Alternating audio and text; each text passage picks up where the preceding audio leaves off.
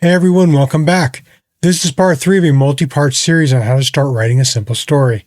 Please subscribe, like, and comment below. Hit the notification bell to know when I release new content.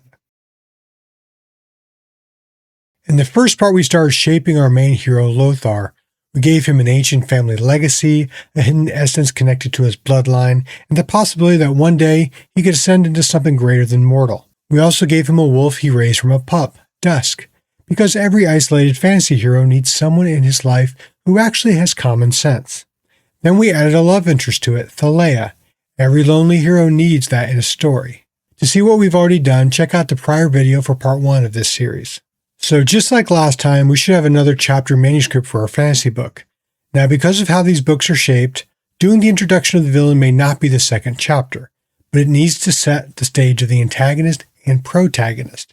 And just like last time, to make this feel more like an actual writing session, I'm going to make more random choices live as we go. Sucks! That's great! Today we are not moving into the full story yet. We're not writing the synopsis.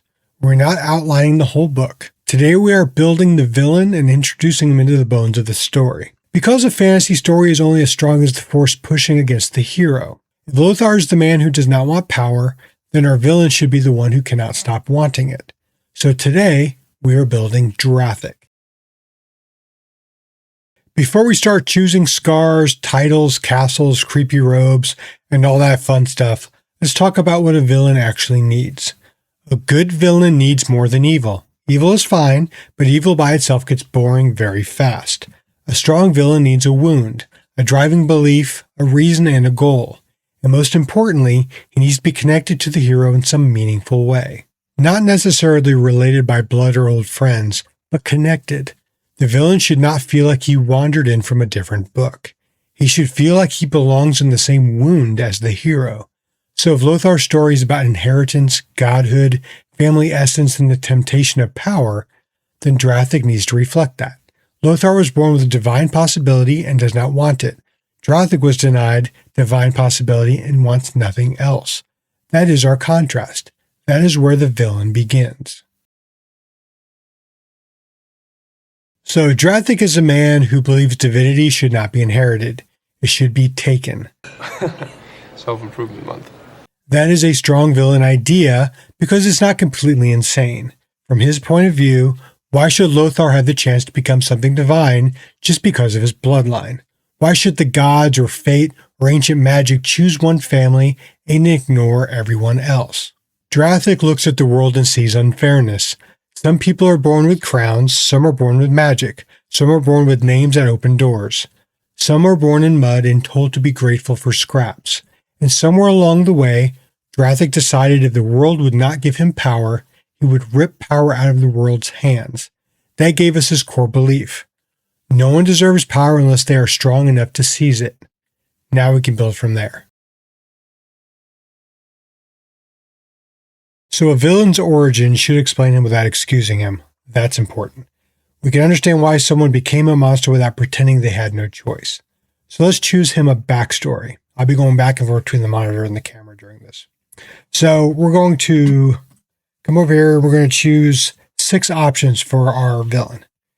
A cleric who left the church, a bastard son of a noble house who watched legitimate heirs inherit everything, a battlefield survivor who prayed to the gods for help and was ignored, a scholar who discovered that ascension was real, became obsessed by trying to get there, a former servant of a Lothar family member who knew about the secret, and a dying prince of a ruined bloodline who believes stolen godhood is the only way to save himself. So we're going to take another 6-sided dice, and we're going to roll, and we got a 1. A cleric who left the church because of an event that affected his belief structure. That gives us his emotional root. He wasn't born as a noble, nor was he born with power. He was a pious man that somehow changed during his time in the clergy, possibly. Now let's do the why he turns toward power, greed, and anger. So we're going to start with Drathic's age. 20s, 30s, 40s, 50s, 60s, and 80s plus. I sometimes like the older characters, the older villains, because they're grisly and old and Sometimes they're fun characters to play with. So we're going to roll the 6-sided dice. And we're going to get 4, which is a 50. So we're going to start with characters, 50s. All right, so we're going to now move to his hairstyle. So we're going to do black and slick back, white shoulder length, dark brown, blonde, red with gray, or completely bald. Roll again. And we got black and slick back. Okay, now we're going to move to his eyes. And his eyes, I've again already pre-selected. Black, amber, milky white, green with flecks of gold, totally blind, or one normal red eye and an eye patch. I always like to have one big crazy one. All right, so green with flecks of gold. All right. Okay. And we're going to go down to scars or no scars. How about we just go head scars, tails, no scars. Tails, that is no scars. Okay. Boring, but okay. No scars. Now his title. So I've pre-selected a few. Ash Lord, Saint of Ruin, Wither Speaker, The Last Heretic, and the Carrion Spawn. I'm going to choose, I'm going to roll a 6-sided, but we only have 5 choices here, so we'll see. Okay, so we did choose Saint of Ruin. Okay, so we didn't roll a 6. That's good. Saint of Ruin. So now we're going to choose his domain. This is where he hangs his hat. This is where his domain should reflect the darkest parts of his soul, right? So it should reflect that. So if Lothar lives near an old forest with life, greenery, sunlight, moonlight, animals, this should be darker, bigger, and way more corrupted. So we're going to start off with, we're going to stick with the clergy theme. So we've looked at a dead cathedral where no bells have rung in 100 years, a fortress in a poisoned marsh, a monastery swallowed by black rot under a mountain, an underground temple of bone and roots, a ruined city where nothing living grows, and a tower built around the corpse of an ancient tree. So those are the ones I've kind of pre-written and pre-selected. So I'm going to roll a side of dice here to the back of my desk. Number 3. Monastery swallowed by black rot under a mountain. So Drathic is built. When we later move into the story, this gives us somewhere his followers are going to come from, somewhere rumors spread from, and eventually maybe somewhere Lothar has to go. But we are not there yet. Right now we are just building the villain's foundation. We will name this place in part 5, where we go into the world building section. Right now, let's start writing the story. And we can explain and describe where he is currently from this introduction. Took long enough. Okay, so we're going to start with this introduction chapter for our villain, and it's going to be a little more fun. So we're going to start with the introduction of our villain with some explanation in his current mind frame, and also the present time with our hero and other players in the same timeline. A little backstory from Drathic is always good. We're going to add it from the town of an hour. That ties into relevance for the rest of the story. A dream he will wake from, a standard framework we will later expand on when we write the full chapter. So let's begin writing. So we're going to start in this dream. Dark clouds hung over an hour. The town that he once was home. Familiar and distorted beneath the weight of a dream. His father appeared first, a soldier of the Baron's garrison, already fading beneath the sickness that would take him. Then his mother in the Baron's hall, hands on the harp, singing for the Baron and his children, people who had become almost family through kindness, proximity, and the fragile comfort of belonging. Then let's call them Vesuvici,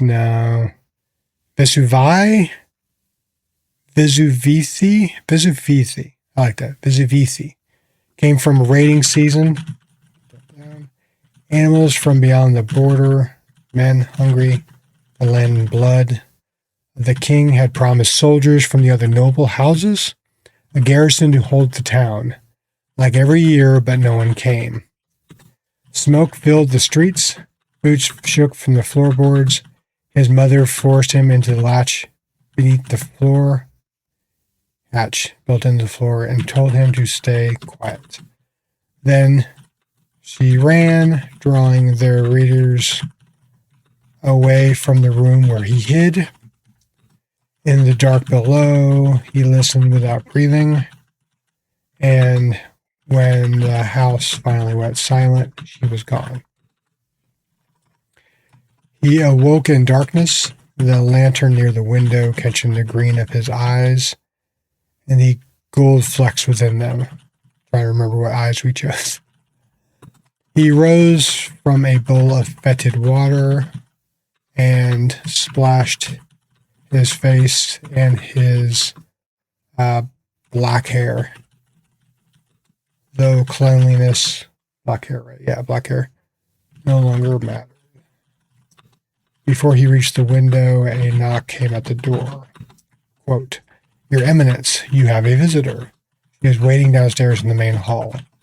Without looking at the small woman in black robes, threaded with sickly green fluorescent threading, he waved her away. She bowed and backed out quickly, fear playing in her departure.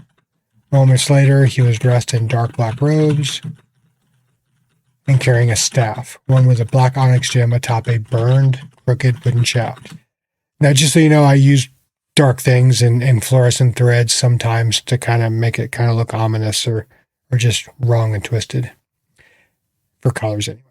As he entered the main hall from the rear, a man stepped forward in red and soot-covered robes. A black chain attached to his waist as a belt, and announced, "Kneel before Drathic the Wise, herald of all things dying, saint of ruin, keeper of the withered crown. Let those who fear death flee from his shadow, and let those willing to surrender flesh, will, and soul step forward to receive his power and majesty." Before the herald could finish, Drathic waved him away. "Clear the hall," he said, his voice carrying through the vast dark chamber. When the others had gone, only one figure remained, standing at the center of the room, strangely clean against the ruin around them. "Report," Drathic said. The figure bowed their head. "I have an approach, my liege, but the target is difficult to separate from prying eyes." Drathic leaned forward. "So you want more coin or another resurrection tome?" The figure looked up and met his gaze. "I need nothing beyond the grand bargain we made weeks ago," the soft voice slithered.